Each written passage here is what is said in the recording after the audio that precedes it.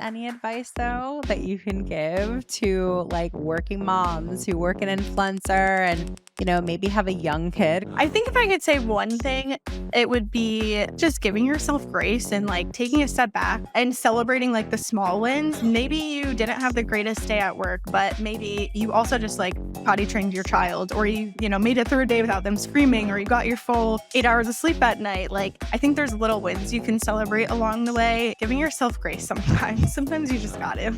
Hi, everyone, and welcome to the WIM podcast. Women in Influencer Marketing is a first of its kind exclusive networking group made up of inspirational women.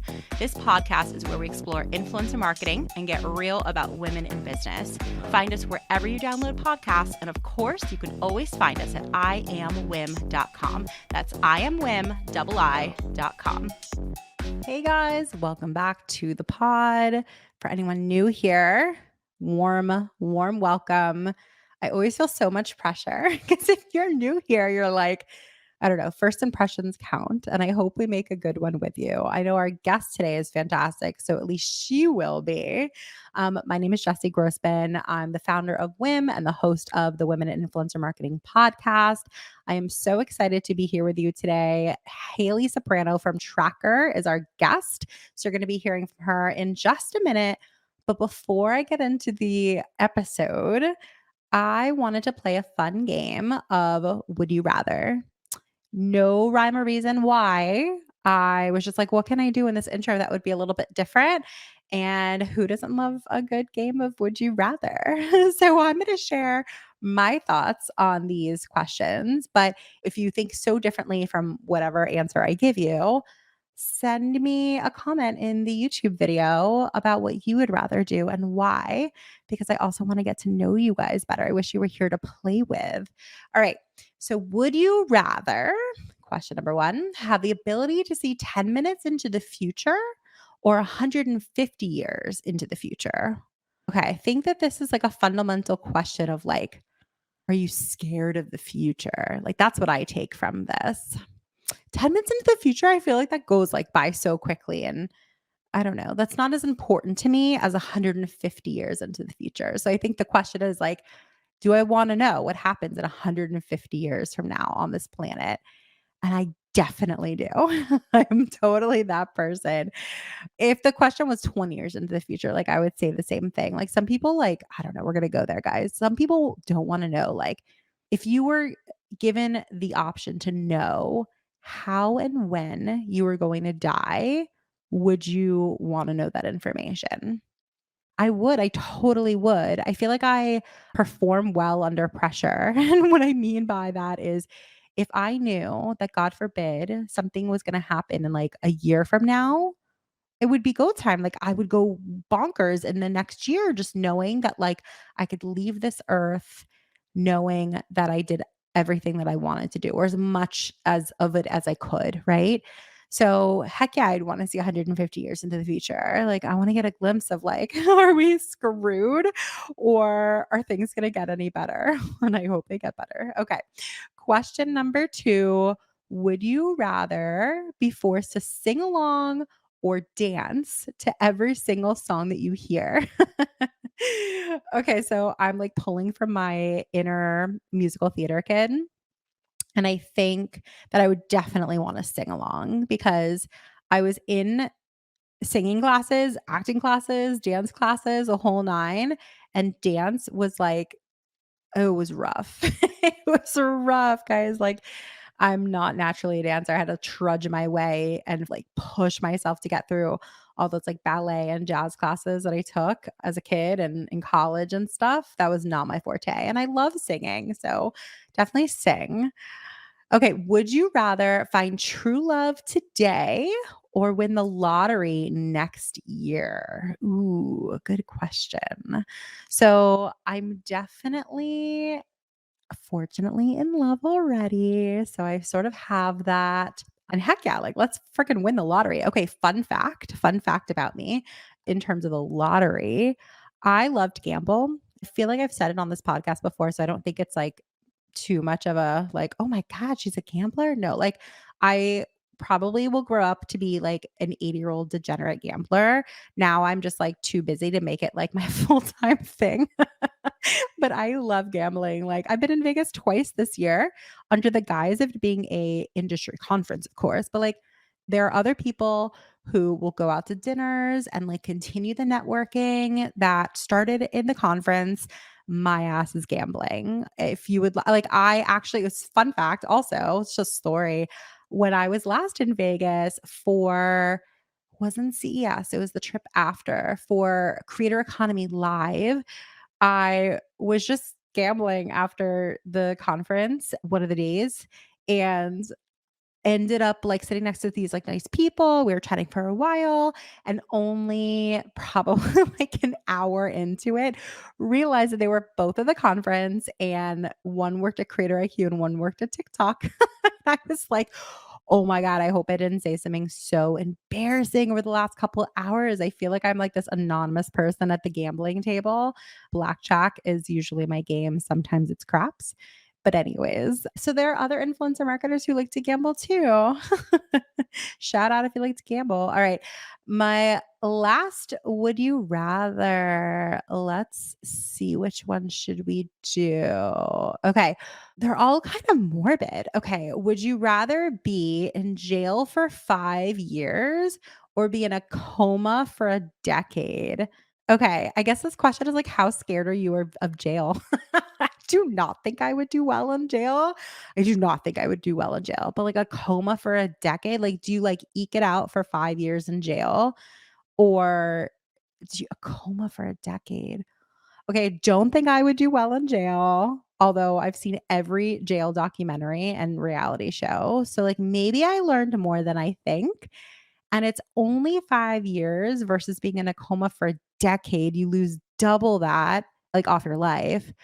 Okay, so, like, maybe by process of elimination, jail for 5 years, although I think I'd be fucked. Okay, you guys, so this week's episode, like that transition, which isn't one, we do have a really great guest. So I'm gonna read you a little bit more about her, and I know you're gonna be excited listening to her episode because it was so, so good. We just finished recording it. Okay, Halie Soprano. She has spent the last 8 years in the digital media and influencer marketing industry. Her career kicked off with a focus on social media content, working for Wedding Wire or The Knot, where she grew the foundation of her career from organic and paid social media management before moving on to Under Armour, where she managed paid social media efforts and worked on media partnerships before finally jumping into the beauty industry, where she helped skincare brand Beekman 1802 build their social strategy and influencer marketing program from the ground up. She soon realized influencer marketing and the world of beauty was where she belonged, which is how she found her perfect fit where she is today as a senior professional services consultant at Traackr. So we've talked about Traackr before on this podcast. I'm a big fan. Traackr is the #1 influencer marketing software for data-driven marketers. This mix of social, digital media, and influencer laid the perfect path for her current role, where she now gets to work alongside some of the most brightest minds in the beauty industry, helping them bring their influencer strategy to life. Again, just finished recording this episode and she's so lovely. And we talk about what it is to build that strategy. We talked a lot about spend efficiency, which was really fascinating. And then we also talked about what it is to be a working mom. So I hope you guys enjoy this episode. Share it out to your friends. We would love to get the word out there more that this podcast exists. We have so many loyal listeners and we know you all have friends. So tell everyone about it. If you enjoy this episode, what can you do? Share it out. I hope you enjoy it. And here's Halie Soprano of Traackr.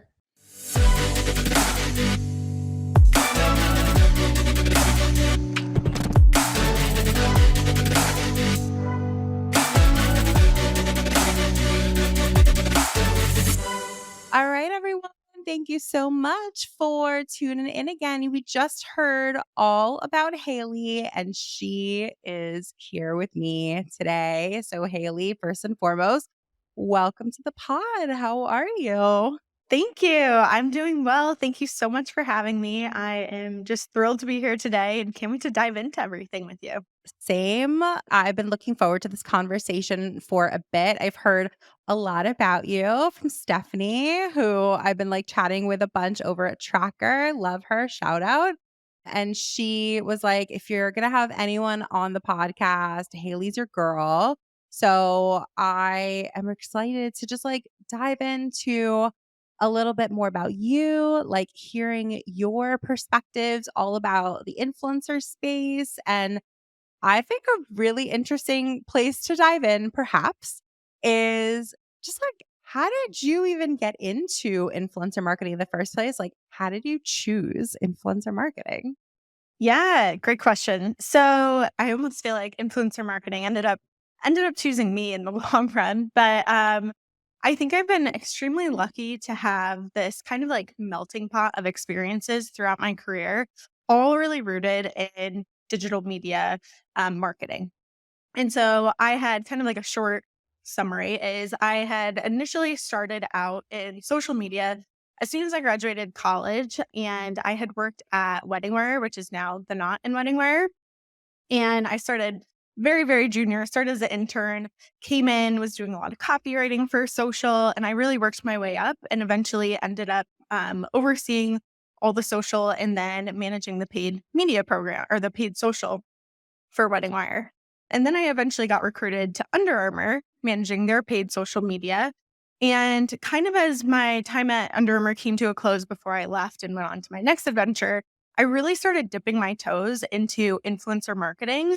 We had just really started partnering with influencers to add more like realistic human elements to our paid media content. We went on these influencer trips with these 4 different influencers who we basically like challenged with bringing our product to life in these different elements.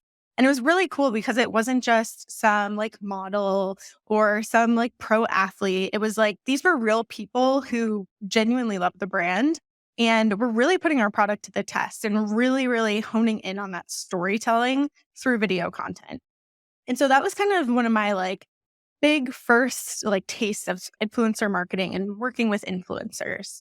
From Under Armour, I went into the beauty industry, which I'm still in today, for a brand, Beekman 1802, which was an amazing opportunity. I really got to help them build their social strategy as well as their influencer strategy, brand partnership strategy from the ground up.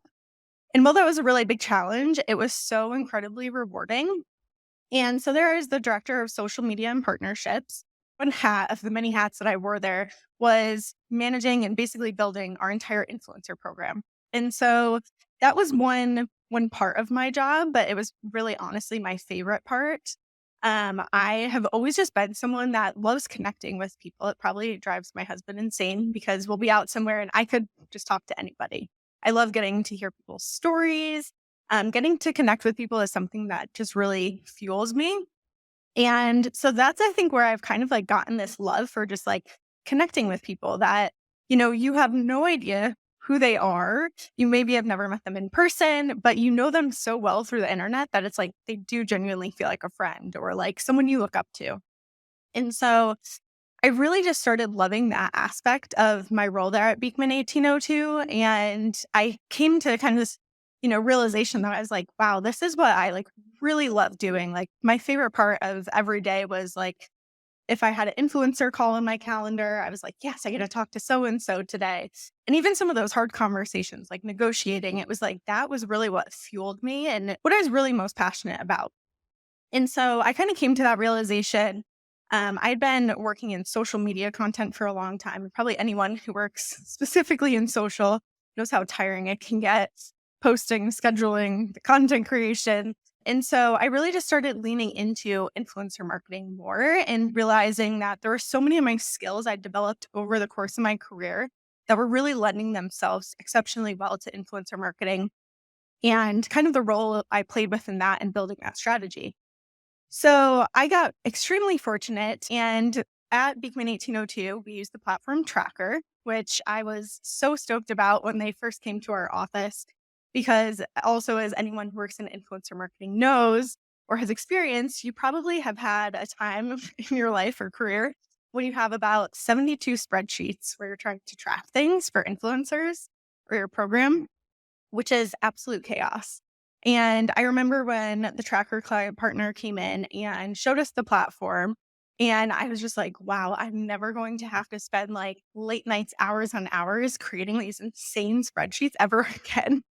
And so we ended up using Traackr. At the end of my time at Beekman, when I was really starting to realize, my passion really lies in influencer marketing, I came across this opportunity at Traackr as a senior services consultant.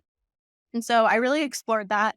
I talked with the team and it just seemed like such a good fit. Again, based on my experience of social media, of paid ads, of influencer marketing partnerships, it really was just everything had kind of felt like it naturally led up to this moment and built this foundation that would really help me excel in this next role.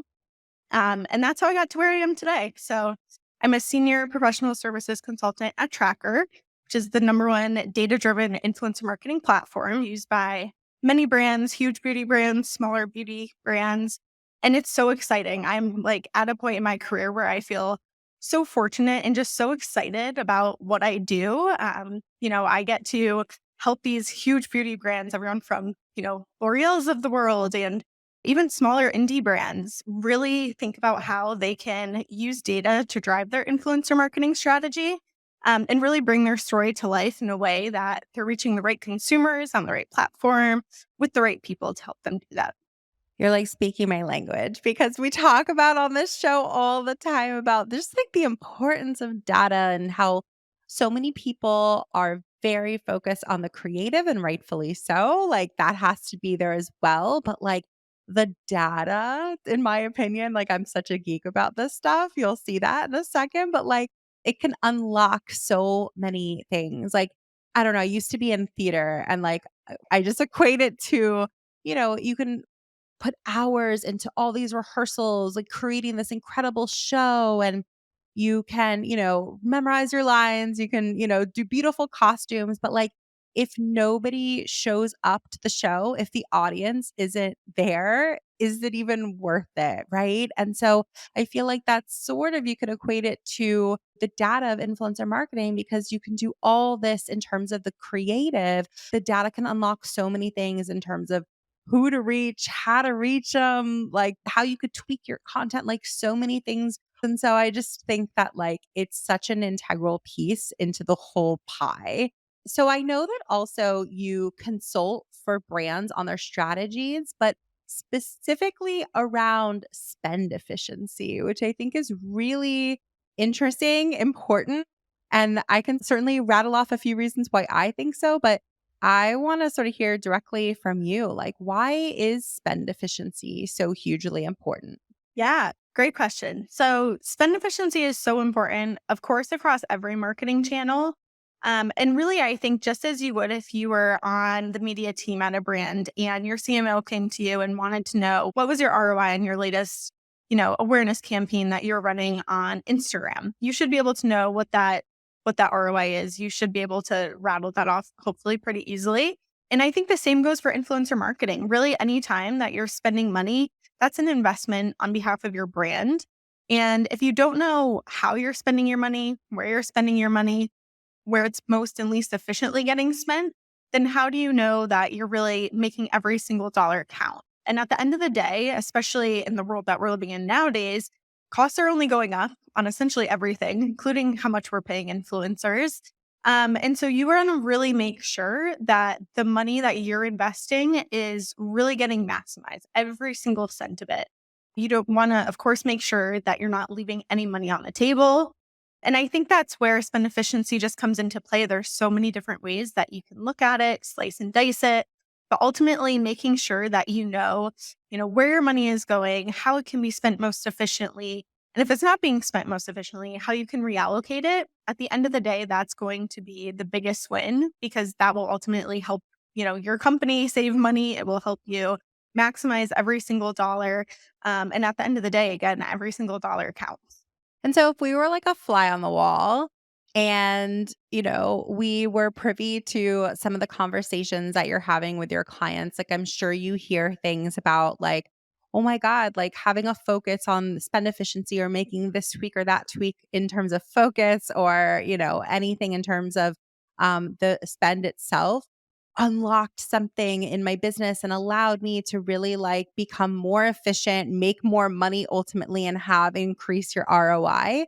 What are some of the conversations that you're having in terms of like your secret sauce for optimizing spend efficiency? Yeah, absolutely. I can share a few tips on the secret sauce. So I think first things first, and maybe honestly where brands make some of the biggest like initial mistakes is making sure that you're matching your KPIs to your business objectives or campaign objectives. Because if you think about it, first and foremost, you can't make optimizations if you don't know what you're optimizing for. So making sure that, if you're running a campaign for a new product, um, you might want to likely make your KPI driving awareness. And in order to measure that, you would most likely be looking at video views.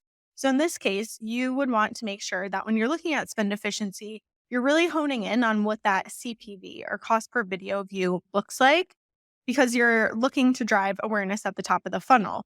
I think where a lot of brands fall into kind of these like pitfalls or traps is where they have a campaign, they have their influencers, and they're setting out to have these influencers accomplish everything for them.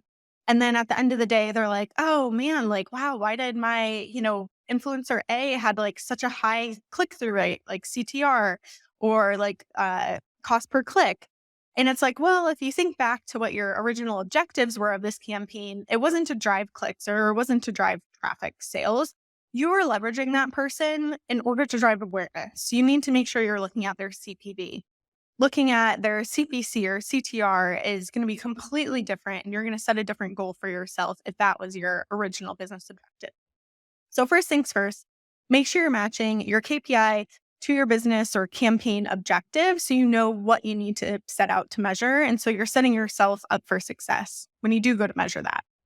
The second thing I would say is audit your program with spend efficiency benchmarks. So once you decide, okay, I need to really make sure I'm looking at my CPV, my cost per video, you want to have an idea of, okay, well, when it comes to that, what's good, what's bad? Because you can throw any number out there as your goal. And sure, that's great.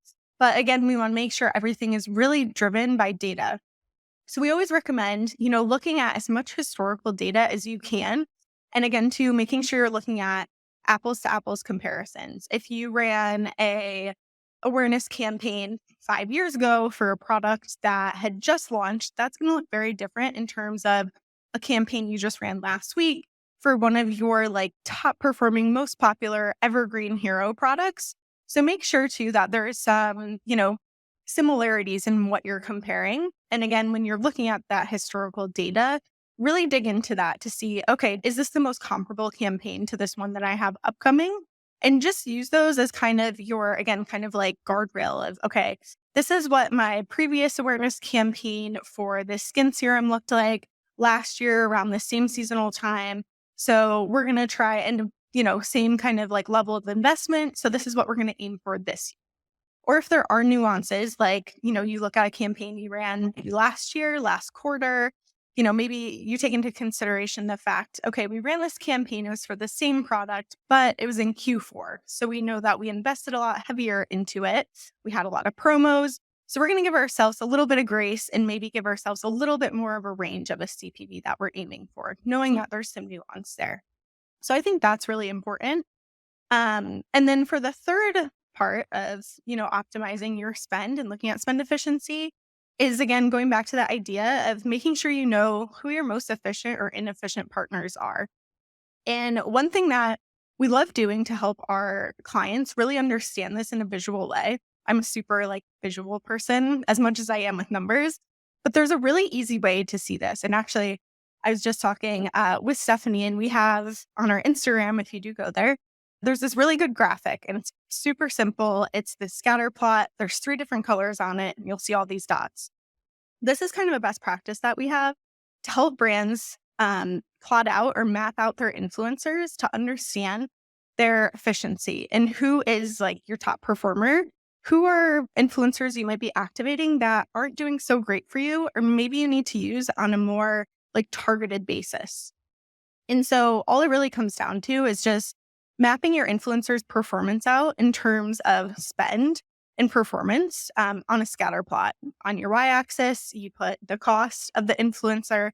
On your x-axis, you have their performance. So the further you are over to the right on the x-axis and lower you are, that's someone you didn't really spend a ton on, but they drove really good performance for you. Whereas if you think closer to your y-axis and really high, that would be someone you spent a ton of money on. And they're so far over, that means they had very little performance to show for it. And so that's one thing that we really like doing because it gives you an actual visual. And you can plug in your spend efficiency benchmark as like a line on the chart. And that way you see super clearly right in front of you, okay, anyone below my spend efficiency benchmark, they overperformed or they performed above benchmark, essentially. They were more efficient. They drove stronger performance at a lesser cost than someone who's above that line. And then even above the line, it's not just red. You can kind of create your own almost quadrants. So you could have kind of like an orange, a red, a yellow to help you understand, okay, if someone's just above the line, means that, yeah, they perform below average, but it doesn't necessarily mean stay away from them or like run. It just means you need to think about how you use them strategically. Exactly. Exactly. No, and I appreciate that so much. That resonated sort of earlier on, even. I was like, okay, so like let's say someone isn't necessarily performing at their peak and or what you hope that they achieve, but is there a place for those influencers? So maybe I'd love to hear a little bit about like that for a variety of different reasons. You might work with certain influencers who maybe they're like somewhere in the middle or like maybe low performing for that specific campaign or that specific product. Like, what are other ways that you may still be able to utilize them in other ways? Yeah, that's a great point. So let's say you have an influencer who's like right above the line, and let's call it they're in your like orange range. So, like, they're not great, but they're not in the green. They're not terrible. They're not in the red. That might be someone who, let's say you're a skincare brand and you're trying to really improve the perception of your brand being sustainable. Well, that person might cost you a little bit more because you're using them more strategically to help change perception of your audience and how sustainable you come across. So maybe they're a little bit more niche.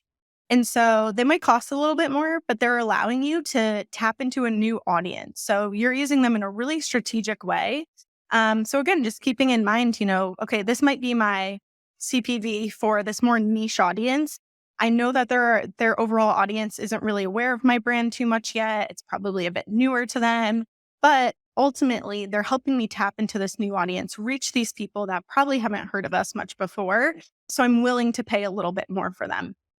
I think there's also something to be said, not every single piece of content from an influencer right off the bat is going to hit home or stick with their audience. And a lot of times, too, that kind of comes back to the working relationship between the influencer and the brand. Maybe you have, 5 deliverables that you've contracted with the influencer. And the first one is, doesn't turn out exactly how you were hoping. They're still kind of, learning the brand. And maybe because it's your first time working with them, you didn't give them a ton of creative freedom. So they kind of were, working with your script you gave them if you did, or they didn't really kind of feel comfortable to kind of, fully let their personality shine through in the content. Maybe that kind of led to that. I think there's something to be said for definitely giving them a couple chances and seeing, just testing and learning. Is there a certain type of their content or certain style of their content that really performs well when you're talking about your product? Or, maybe you do find out at the end of it, like their audience just is not resonating with my product. Well, they might create really great content for other products or other brands. Our product and our brand in them are just not jiving with their audience. And it's really inefficient for us. So we need to maybe take some risks, find some new people who might be a better fit. Yeah, no, I appreciate you saying that so much because it's a lot of pressure from the perspective of the creator or their manager to knock it out of the park, to use your words, like the first time around. And so I appreciate that like level set, which is, to give them another chance ultimately. Like, is there something more that we could be doing as a brand to say, we love this element of what you do. Can we tweak it the next time around to give them another opportunity to show what they can do? Because, from the creator's perspective too, like every partnership is unique. Every partner has different needs. And so it can be challenging to like bounce from partner to partner to partner. And I know from a creator's perspective, this has been the case for years that like their ideal is just to stick with one partner for a longer period of time. And it's like any working relationship, right? Like you hire an employee, they don't know how to be your best performer from day one. Like there's a learning curve, there's an opportunity there for training or for feedback and things like that. So I think for some people, they can fall into the trap of like data feeling like it makes the environment black and white. And I feel like the more data you have, the more informed decisions that you can make. But we're dealing with human beings. And in terms of the creators, in terms of the audience, like there's so many variables. And so it just helps you make more informed decisions, but it doesn't necessarily like have a bright line test where it's like, okay, well, like we're going to cut the fat. Like these influencers aren't for us. Like there may still be some juice to get from them. And I hope that the data that people get are just indicators of like that these people, we need more from them. And there's something more to do here. I'm curious though, from your perspective, I hear a lot of people talk about obviously wanting to target the right audiences and wanting to make sure that the content is best for them, even from the selection process in the first place, wanting to make sure that you're tapping into utilizing influencers whose audiences are right for this specific product.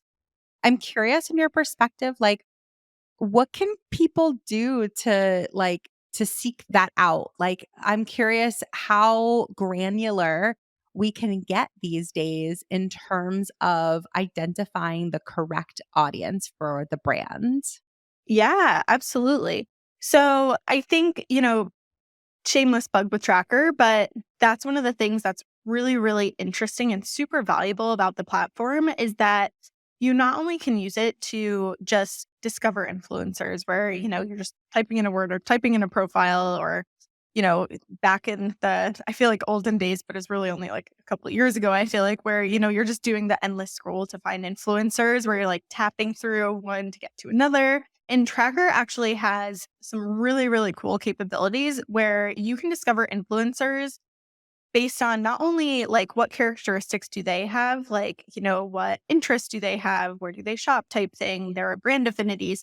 You can actually do like a reverse search where you're looking at audience attributes. So you can look at the like age of their audience, you can look at their location, you can look at the interests of their audience. And so I think that's what can make it really successful is making sure you understand like, okay, I don't need to just think about, my influencer and what they like and, that kind of thing. But really, who are they talking to? Who's following them and looking to them for this advice? And I think before you even get to that part, it's really understanding your brand and knowing your brand inside and out and understanding, when we're posting our own social media, like who are those people that are interacting with our brand? Who are the people that are shopping our brand? What does our consumers' demographic looks like? And so I think it really comes down to first and foremost, knowing your brand inside and out so that you have a very, very clear picture of who your audience is, or at least who you're intending to reach. And then doing that kind of like work back reverse method to say, okay, I'm looking to reach the 25 to 34-year-old female living in the metropolitan area who is, a professional in their career. They're kind of like VP, CMO level type person, and really understanding like who that person is, what makes them tick, what their interests are, even from like a inspirational and more kind of like realistic point of view, because I think people also follow influencers for different things. And just really, really knowing and understanding your brand and who are those people who are resonating with your brand. I think that's first and foremost, making sure you understand that. That way you can then find the influencers that are really reaching those people the best and, resonating. And I think too, just going beyond even just a simple search, but even going into the influencers' content and seeing like, okay, who are these people that are most frequently like interacting with them, commenting, and really getting a sense of like who they are in their personas, I think is really important. And can you speak a little bit more to that? You're saying that like people follow influencers for different things. Speak more about that. I'd love to hear more. Yeah. So I think maybe especially in like this day and age, maybe TikTok has kind of even sprouted this more, but I think, at least from even my own perspective as a consumer, I follow people that for different reasons. So, like, I might follow Rosie Londoner, for example. She's this European influencer and she travels like all over Europe, has the most amazing, like, videos of just these beautiful places she's visiting. And it's like, I follow her because I'm just so like inspired by where she's going, what she's doing, even though there's a pretty good chance that I'm not like going to Mallorca or Greece anytime in the near future here. Never say never. That's true. I follow her because it's kind of like that time for your brain to kind of like take a break. And it's like something that's more aspirational, that kind of just makes you feel good and, kind of takes your mind off other things. So I think there's those type of influencers that people might follow. Maybe they can't afford that $10,000 a night stay at a hotel or that like Fendi bag that they're wearing. But to them, it's like, oh, that's like cool and shiny and it's just more aspirational.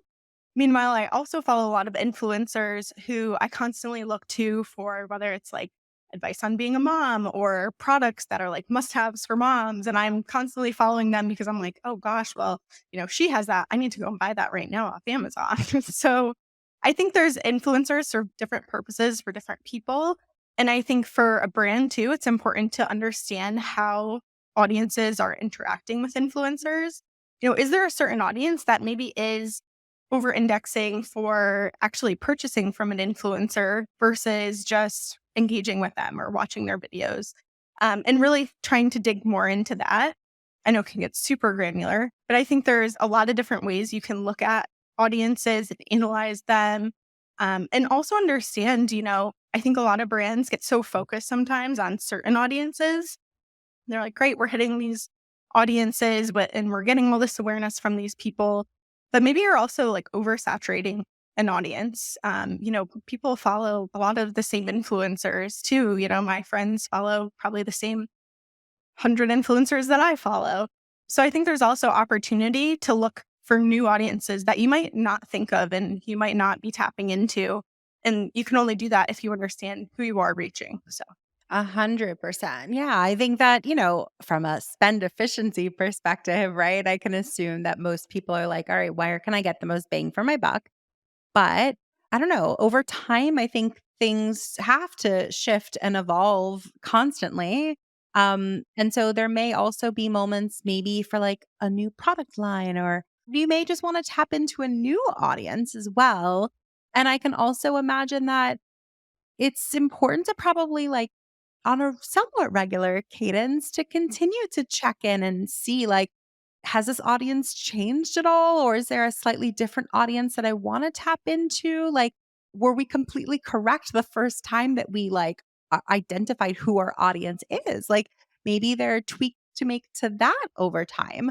I'm curious, like, lately, if there are any sort of like marketing trends that have stood out to you lately, ones that you're like, oh my God, they've been doing it so well. Like, for me, it's like, I mean, it's not really a trend, but like everyone's talking about Barbie. Like, this marketing budget must be over the top. But like, if you had this giant marketing budget, would you be doing things that Barbie's been doing? They've been sort of like, it seems like throwing spaghetti at the wall, just in terms of like they've been doing a little bit of everything. But I'm curious from your perspective, have there been any marketing trends that have really stood out to you, that have really impressed you lately? yeah, that's a good question. I'm trying to think. I feel like there's so many new trends constantly.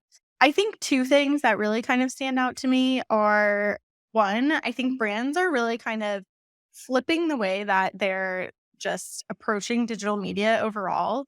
And I mean, I feel like this almost kind of plays into this idea of like the Barbie movie. And it's like maybe 10 years ago, or maybe not that long ago, there would have been just maybe like a big, commercial on TV for the new Barbie movie. And it's like that would have been it. they would have spent, X million dollars in getting this spot. And it would have been like, okay, cool. We did our commercial. We're done. We checked our box kind of thing. But now I think that, brands and companies, they aren't just looking for those big one and done, like flashy moments. They're really looking to influencers, creators, and just like everyday consumers for this more like cadenced approach and like getting people really excited and like drumming up the buzz and leaning into not just influencers, but like your everyday consumers to get excited and kind of like bring them in to be a part of things. And I think Barbiecore is such like a great example, and just the whole Barbie movie, especially when they first started talking about it and everyone was posting that like Barbie meme. It's like, you don't have to be an influencer to share that meme and like it to be funny. I know a bunch of my friends did and everything. And so I think just an overarching trend is not just waiting for those big flashy moments and not just looking to one platform, but really having that whole omni-channel approach. And then also leaning into people of all follower sizes, and really leaning into your everyday consumers to be some of your biggest players when it comes to digital word of mouth. So I think that's one thing. And I'm really excited to see that. I think especially within the beauty space, it's huge because, you think about when you're talking to your girlfriend over dinner and she's like, oh my gosh, I just bought this amazing pair of jeans. They, make my butt look so good. I feel so thin in them. And like, you're like, oh, I need to go and buy those like ASAP. You trust her because she's giving you her word and like her approval on something. And I think we're just starting to see that more and more that, everyday consumers, you don't have to be a creator influencer. I think people are just getting more comfortable and kind of like more used to just sharing their opinion and review on something simply because they love it. And I think it's just so powerful. And I think we're going to start seeing brands tap into that a lot more because it's just so authentic. They don't really have any skin in the game. They're just, someone like me. I have not even 1,000 followers on Instagram. And like, I don't have a Maybelline or NYX coming and paying me any money, but I share things that I love simply because I love them and I want people who may also be interested in them or may also have the same problem as me to, experience that as well. So I think the creator economy or even consumer economy, I would call it, is something that's on the rise and is going to be really interesting. And then I also think, the brands who are really understanding social and influencers, again, kind of going back to this idea where it used to be like you have your big spot and that's it. And that's your shiny, flashy moment. And then it's like, okay, I hope we get a lot of sales. I think brands are really being a lot more strategic in how they're repurposing content. I think Old Navy was actually one of the brands that I first saw really kind of lean into this, where they didn't create a commercial for TV or like, I don't think it was Netflix I saw it on, but one of the streaming platforms. They didn't create a commercial for that. They actually created a TikTok ad and then they ran it on that platform as a commercial. And I think brands are getting a lot smarter in terms of, okay, where are we investing this money?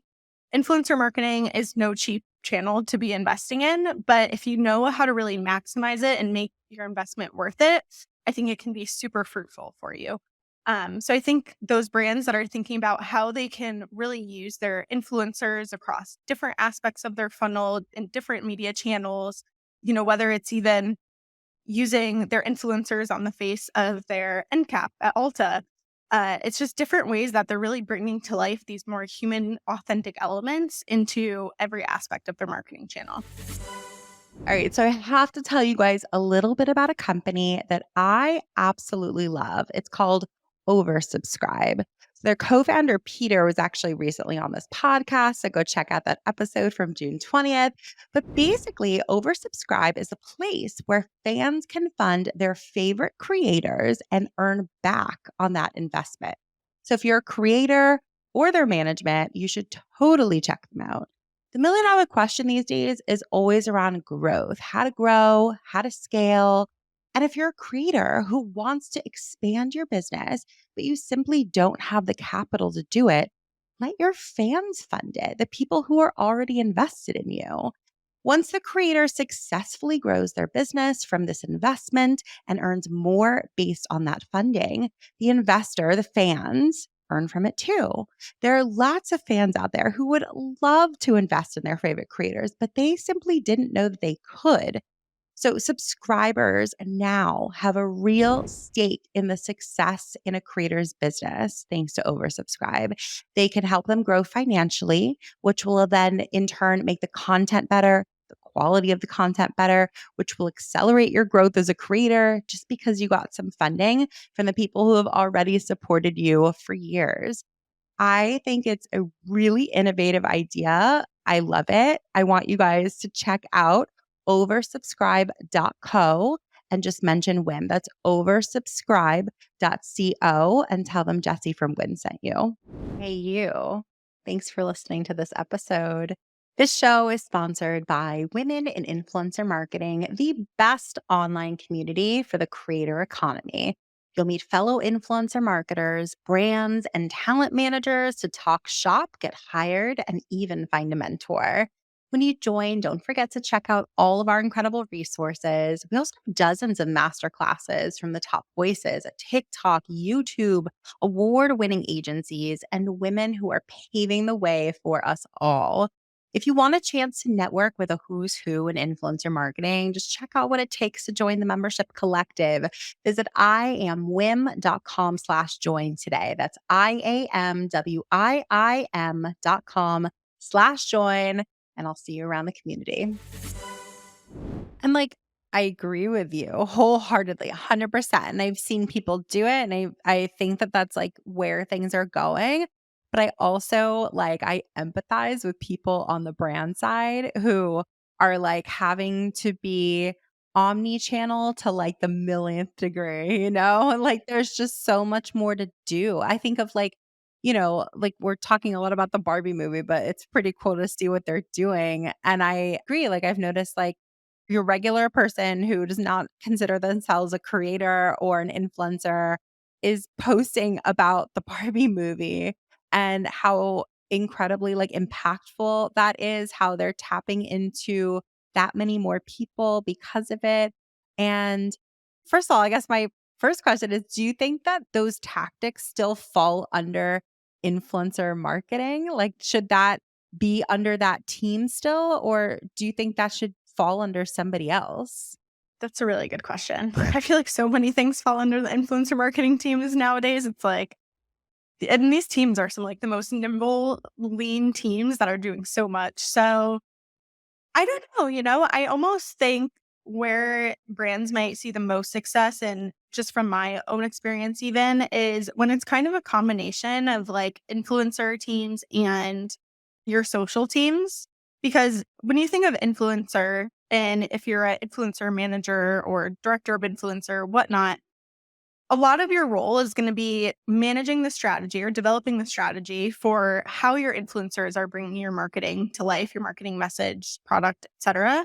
And that's your focus, that your strategy, and then the relationships, which I don't think, a lot of times I think it's very understated how much time and effort goes into managing influencer relationships. It's huge, managing a completely separate media partner essentially, but multiple of them. And so I think it's that's the part where people who are on influencer teams really excel. And that's what they should hopefully be really honed in on. Whereas social teams, I think they bring to life that aspect of okay, here's our brand content. Here's how our brand shows up on social. Here's how we're going to respond to people on social. And there's even a little bit of customer service. I think that's now kind of bleeding its way into social teams as well. And so I almost think I don't know if it just lies within one team. I think it's kind of has to be a joint effort in order for it to be really successful. From an influencer side of things and social media side of things to come together and say okay, we're launching this. What's our social listening strategy going to be? How are we going to identify these bigger players talking about our brand or driving buzz? How are we going to address the everyday creators or consumers who are talking about our buzz and really, engage with them? Because it's a lot. You create this, you almost spark the fire with your big influencer players. And then it's that creates this whole groundswell of creators and consumers that are smaller. And then you get all that other content and social listening that has to be done. So I don't know, that might not be the best answer, but I think it probably would have to really come from two different teams and really a joint team effort there because it's a lot. And I think that's how it can be most successful. Well, I think that one thing that I appreciate from the way that you're thinking about it is because I can imagine that each of those teams have feedback from the influencers, the creators, or just like their experience with the work that can inform and support the other team. I've also observed how many opportunities sort of are missed because so many people aren't really communicating with each other. So I actually really, really appreciate that answer. And like maybe there's just a bit that each team can do, or at the very least, they should talk because there's so much that can be learned from their respective sides. And I don't think enough people really appreciate the subtle differences between the social team and the influencer team and things like that. But I mean, at least the ideal, right, is that they're working together and they're communicating and stuff like that. I guess this sort of like leads into, to me, it sounds a little bit like user generated content, which is another, huge thing that's like had a bit of a resurgence lately. I was on my Instagram the other day and sort of on the back end on my account. So not a huge account by any means. It's talking about like, do you want to get, your UGC from your audience? And there are certain accounts, of course, that this functionality has been rolled out to them. And there's just a more of a focus, to your point, on the everyday consumer. And more people, I think, are inspired to create cool content based on stuff that they see and experience in their everyday life. And again, it's all about opportunities. So I just feel like it's an opportunity for a brand to perhaps be efficient with their spend. Like perhaps they don't even have to pay for that content, or perhaps they do, but at the very least, it's going to be like significantly less than what they would pay, a huge creator. Yeah. I think it's such a cool and standout example of this actually is Urban Decay a couple months ago. They had someone and she had like a fairly like small following on TikTok. Can't remember exactly how much, but she actually shared a video of her opening like her product. She just went and got at the store. She's like, "Oh, I'm going to do like a haul to show you what I got." And she was all excited about this Urban Decay product, and I'm pretty sure it was a bronzer. And she opened it and the like palette of the bronzer was missing, like the actual bronzer. And so she shared that, kind of like calling out Urban Decay. And any brand, you have all those different options when something like that happens. You can kind of like hide, push it under the rug, or, a lot of brands just respond and are like, "Oh, so sorry, reach out to our customer service."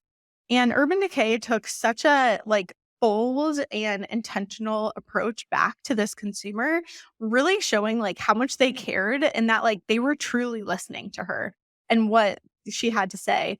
They ended up creating this video that like basically was them kind of like laughing at themselves and showing like humility, like, "We messed up, like, oh my God, I can't believe we did that. And we're going to make it right though." In the comments on this TikTok video were so phenomenal. Like if I was the brand manager at Urban Decay, I would have just been like celebrating because the comments were just amazing. There were so many people that were like, "Oh my gosh, like this is how brands need to do it. Like I'm going to buy Urban Decay products right now. Like way to go, Urban Decay." And just by them simply taking the time, I think it was their social community manager and maybe someone from their influencer team, but just taking 5 minutes maybe to make that video wasn't anything special. It was them just sitting in their office, like showing we're human, we make mistakes. Like, yes, we're a brand, it happens, but we want to make it right too at the end of the day. And like they came back so quick and they shared that video, had great response, super positive. And then they ended up, of course, sending this woman a whole slew of products to make up for it. And she ended up posting about it. And she posted, I think maybe actually like 2 to 3 like hauls and unboxing when they sent her that product. And they ended up getting like, I want to say a couple million views, completely earned. And it's like things like that, so simple, but just showing that you're listening, showing your consumers you care, you understand what they're saying can just speak volumes. And I mean, for them, it paid off hugely. And so I think more brands just need to pay attention to that and think about those small things that can really speak volumes and drive success. I love that. And also just like infusing any bit of humility into something. Like we're not just a big brand. Like we have real people that work for us. We're human too. And like I think could go such a long way because people resonate with it. And it's also, unfortunately, it's unusual. Like you don't see that a lot. It's rare, which is like wild, of course. And the timeliness of it, right? The ability to have someone who is listening to identify the thing and pretty quickly turn around a response to it. Like I feel like the Wendy's of the world are like so good about that. Like, I mean, it's been years that they're so well known, like on Twitter of all places, where like their responses to things are hilarious. And like a tweet will go viral because like they have the authority. I guess somebody on their team has their authority to just like respond in real time without obviously getting a ton of different approvals. There's trust there. And the responses are so good. They're so good. Okay, so I would love to slightly shift because I want to do a little rapid fire question and answer with you so our audience can get to know you even more. So my first question for you is what is your favorite app on your phone? And it can be social media or otherwise. Yes. So I feel like kind of lame answer, but I would have to say Instagram. I feel like through and through will always be an Instagram stan, OG.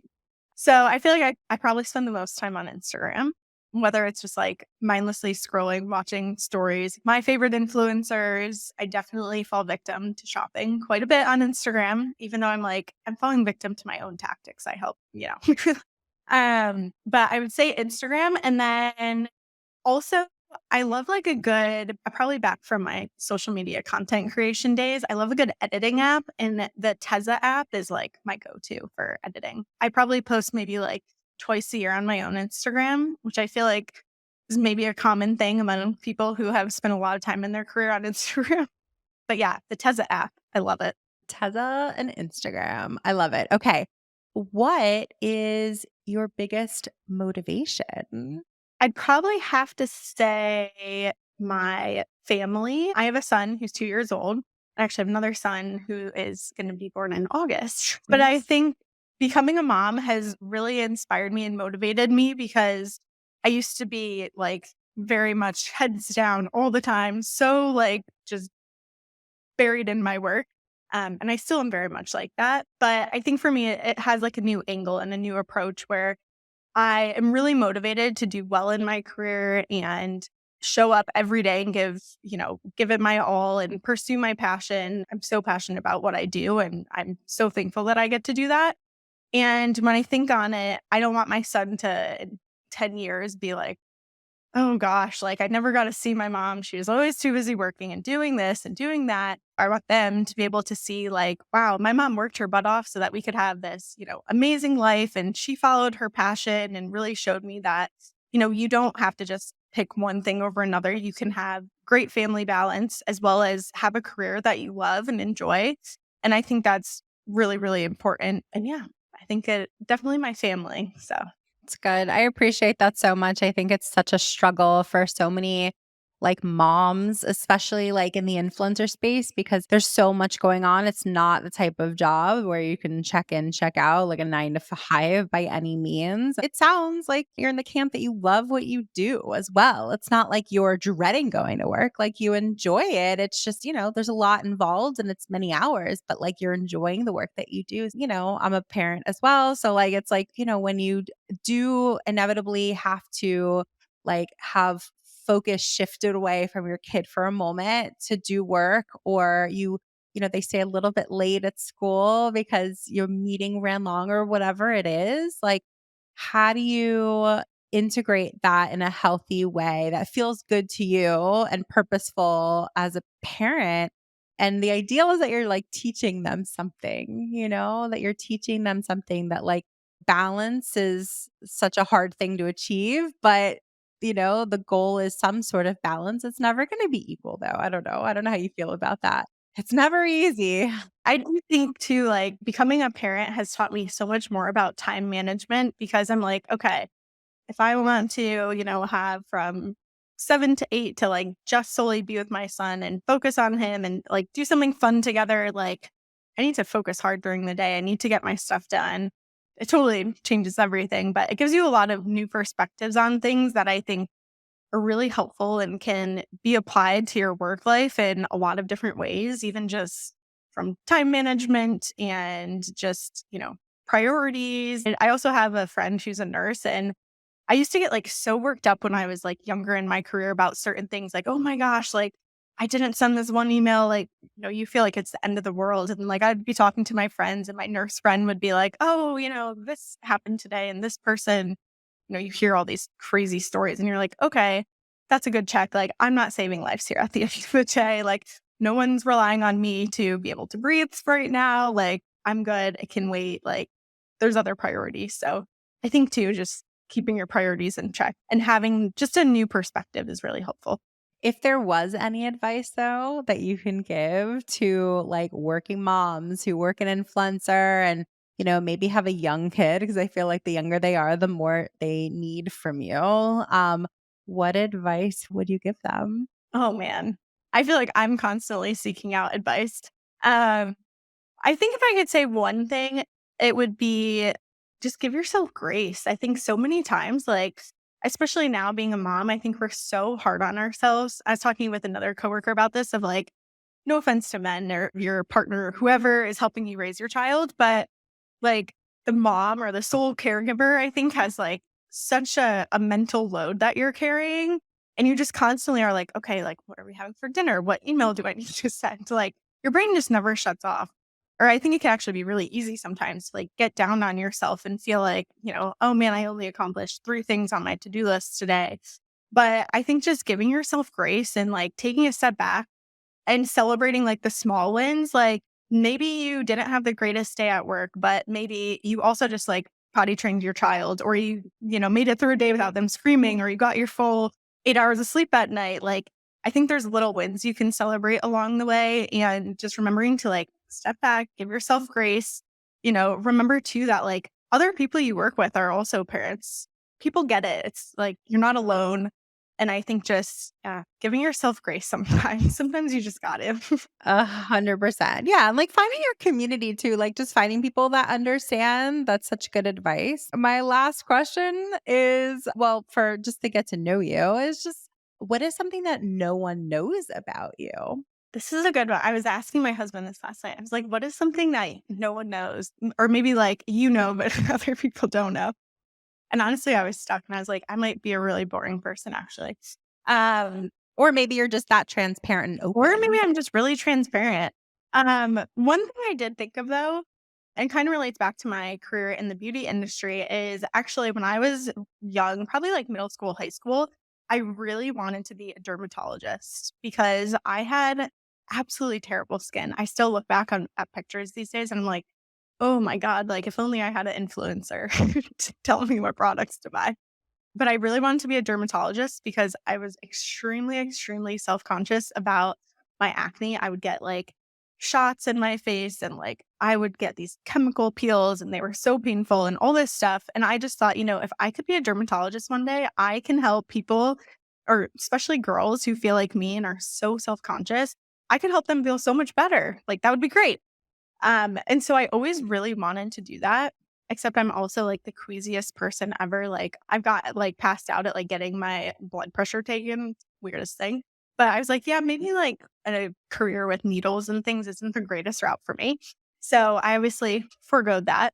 But I think it's kind of come full circle because even though I'm no dermatologist, I'm not a skincare influencer, I still feel this kind of like connection to helping brands get their message across and help people, find the right products, discover solutions for their problems. And I just think back to like, man, if I had a Dr. Shaw that I was following when I was in 10th grade and suffering from terrible cystic acne, like I would have felt so much better knowing I wasn't the only person going through this and like seeing this and getting recommendations. So yeah, that's my unknown fact. I used to really want to be a dermatologist. I love that though. I mean, what I hear from that is that you have this desire to like genuinely help people and also that you turned like a negative experience of your own. You're like, I wanted to help people to not experience what I experienced. And I could totally see a through line working in influencer marketing for sure. Connected somehow, right? totally connected it. The influencer marketing within the beauty space, that just really shows you like all the connections that can be made and just how relatable everyone is to each other. Like even if you live across the country or in a different country, like everyone experiences the same problems, and it's people like influencers that all kind of connect us and make us feel a little bit more relatable and like we're all kind of going through the same thing, looking for the same solutions. So 100%. How do you think influencer marketing has changed in the past year? And also, like, where do you see it going from here? yeah, this is a great question because I feel like influencer marketing changes so fast. It's funny to me to like think about even just my career 2 years ago and how different it looks now and what the landscape looked like. But I think one of the biggest things, first and foremost, is that brands and influencers are recognizing that building trust really trumps portraying perfection. And so I think, brands realize this because they're not really asking influencers anymore for like, can you please take the perfect product shot with a flat lay and have my products like this? And like, they're giving influencers and creators more creative freedom and looser reins to bring their product to life how they want. Show up with their product in a way that's a lot more relatable and what works with them. And one of my tips to clients is always like, don't try and integrate an influencer's like content into your product. Like don't make them fit into your box. Think about how your product can kind of like fit into their box and their storytelling because they know what works. They know what is going to resonate. So you have to trust them. And I think we're just seeing like the rise of that. So much more creative freedom. Even with, I think, especially like get ready with me content, just thinking about how that's evolved in the last year. Get ready with me's used to be like influencer in their bathroom mirror, like, okay, I'm going to take you through my morning skincare routine and showing their like lineup of the same brand of products, which let's be real, no one uses the same brand most of the time for every single step of their routine. And now we're seeing Get Ready With Me's are like so much more real, relatable. It's like the influencer with their hair in a towel. Maybe they're a little hungover from the night before. And like they're just going through their morning routine, doing their skincare, and not necessarily like saying like, this is the product I'm using, but like maybe just kind of quickly mentioning it or just showing the product. I think Alex Earl really helped give rise to this with her Get Ready With Me's, where she's talking about like her night out before. But it's just so much more authentic. It's more storytelling. It adds such a more real element to their content. And so I think that is ultimately helping build trust with their audience. Their audience doesn't feel so much like I'm watching an infomercial and is more just like, I'm getting ready with you for the day. So I think that building trust, definitely trumping that portrayal of perfection is something that's huge. And we're definitely seeing a lot more of, even in different, just like how certain content themes are transpiring. And then I think we're also seeing a lot of multiple diversified revenue streams. And I find this like really personally fascinating. A couple of years ago, it was like influencers just doing sponsored content. That's how they're making their money, whether it's sponsored content and like affiliate commission. And nowadays we're seeing so many influencers creating their own product collections. You have Danny Austin with Divi, you have Courtney Shields creating Dibs. And like these products aren't just like a one-time thing that, they create and then it kind of like goes into the background. Like I think of Divi and that's gotten picked up by Ulta, which is huge and so cool. And I think these influencers are just starting to realize all the experience that they've built up and how they can leverage that experience as kind of power and their own skill set to either create new products. Again, with diversifying income streams, maybe they are like investing in a brand. Maybe they're sitting on the board of a brand, playing a larger role than just an influencer, maybe an advisor. Also, a lot of influencers starting to look at different channels that they historically haven't tapped into, whether that's podcasting or even YouTube and Twitch, kind of dipping their toes into some different platforms, I think is really interesting. And I think we're going to see more of that as a lot of these platforms are also really battling head to head for influencers' attention because wherever the influencers are going, brands are going. Wherever brands are going, the ad dollars are going. And so I think we're going to see a lot more incentives from platforms for creators in order to really get them on those platforms as their distribution channel. And then I think the last, just kind of two quick things here on how the industry is changing is that I think brands are really starting to understand the value in longer term partnerships versus one offs. We're seeing that influencer costs are definitely on the rise. And so I think there's a financial aspect there. If you're looking to plan out your year and this influencer works really well with your brand, they're a great partner, why not invest in them in the long term? It's kind of a win win. You're getting more exposure for your brand at a more regular cadence. There's probably a greater likelihood of organic mentions coming out of that because ultimately it feels more organic. They're using the product really more in their everyday lives versus just a kind of finite period of time.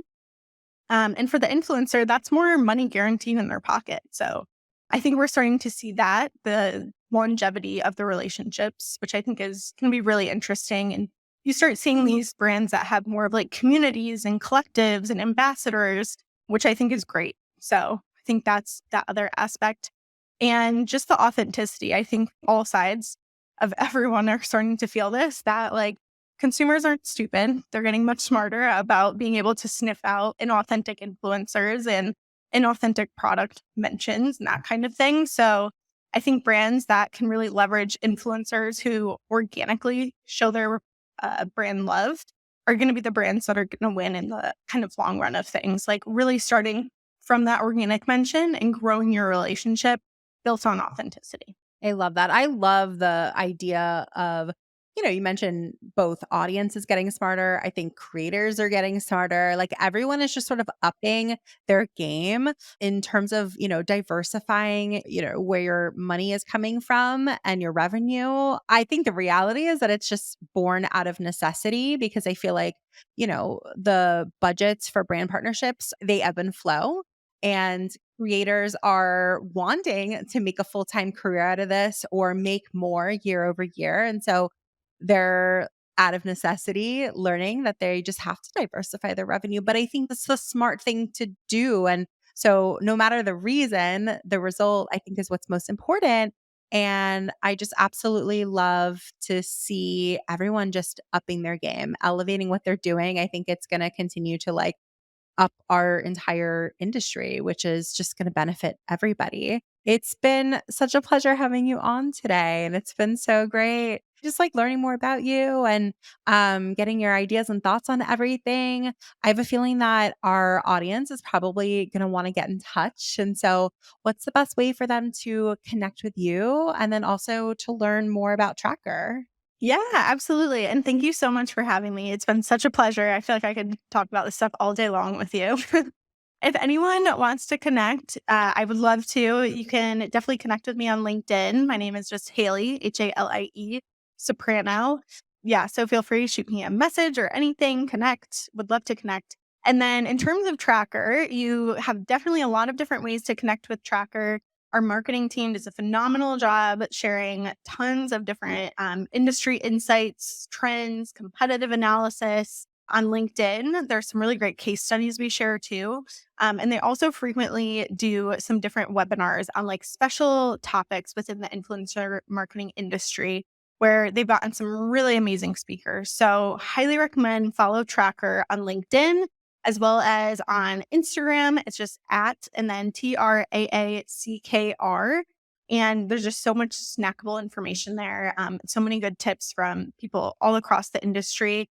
And then the last two ways to connect, if you want to just visit Traackr's website. Again, it's TRAACKR.